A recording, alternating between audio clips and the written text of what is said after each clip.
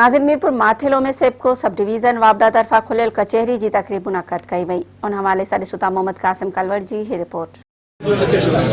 सेप्को सब डिवीज़न मीरपुर माथेलो तरफ़ा खुली कचहरी रखी वही है।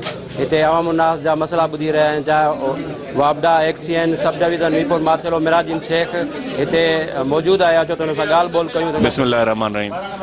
अॼु जी खुली कचहरी जो मक़सदु असांजो इहो आहे त ॿारहड़ी में जेके माण्हुनि ते ग़लति बिल आयल आहिनि या सालनि जा बिल रहिया पिया आहिनि, माण्हू बिल भरण नथा भरे सघनि, उन जे लाइ हुकूमत इहो रिलीफ ॾिनो आहे त जेकॾहिं किथे हिकु नाजाइज़ी थियल आहे, किथे को ग़लति यूनिट वियल आहिनि, ग़लति डिटेक्शन थियल आहे, त उहो तव्हां हुननि खे माफ़ु करे ॾियो ऐं उन सां गॾु बिल पेमेंट करायो। इन सां ॿ ॻाल्हियूं सुठियूं थी वेंदियूं त वाबडा डिपार्टमेंट में हुकूमत खे पैसा भी मिली वेंदा ऐं प्लस माण्हुनि जा भी बिल माफ़ थी। खुली कचहरी जो मक़सदु इहो हूंदो आहे त असां आवाम जा मसला हल कयूं। असांजो कमु तव्हांजे साम्हूं आहे। मीरपुर जा असांजा 2 सिटी फीडर आहिनि, सिटी 1 ओल्ड मार्केट, 2 एक्सप्रेस करे छॾिया आहिनि ऐं उनखे असां बहितरी तरफ़ खणी आया आहियूं। अहिड़े तरीक़े सां असांजो जेको अॻियों प्लान आहे उहो इहो आहे त ॿारहड़ी जा जेके फीडर आहिनि, ॿारहड़ी जा जेके बिल आहिनि उहे भरिजनि त असां उन्हनि खे बि उन हिसाब सां एक्सप्रेस करे खणी वञूं। मसला ज़रूरु आहिनि, माण्हुनि जूं परेशानियूं पंहिंजी जाइ ते ज़रूरु आहिनि, पर जेकॾहिं माण्हू ईंदा ऐं अची पंहिंजी शिकायत ॿुधाईंदा त इनशाअल्लाह मथों जी पॉलिसी भी आहे त बाबा माण्हुनि जा मसला हल कयो।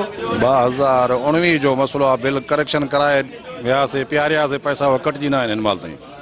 त हाणे उहो बिल जेको आहे त सदाईं ईंदो रहे थो पियो, ॾंड जे मथां ॾंड, ॾंड जे मथां ॾंड हले थो पियो। वरी हाणे खुली कचहरी जो सिस्टम ठाहियो त 2 टे चकर आयासीं, 2 टे महीना कोशिशि कई त असांजो जेको बिल पियारियो आहे बकाया असांखे कटे ॾियो, बकाया बि हिन महिल लॻी आई आहे।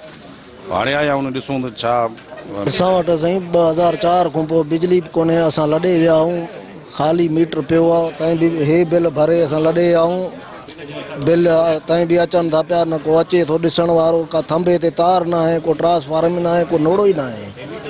साईं असांजो बिल 1,45,000 असां चवंदा अधु बिल भरिजी वञे या माफ़ थी वञे त पोइ मीटर ख़तमु थी वञे असांजो।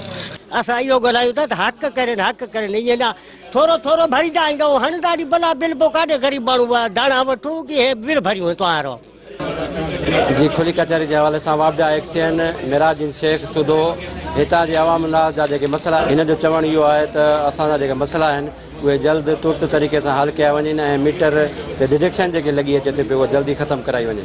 मोहम्मद कासिम कलवर, मेहरान टीवी, मीरपुर माथेरो।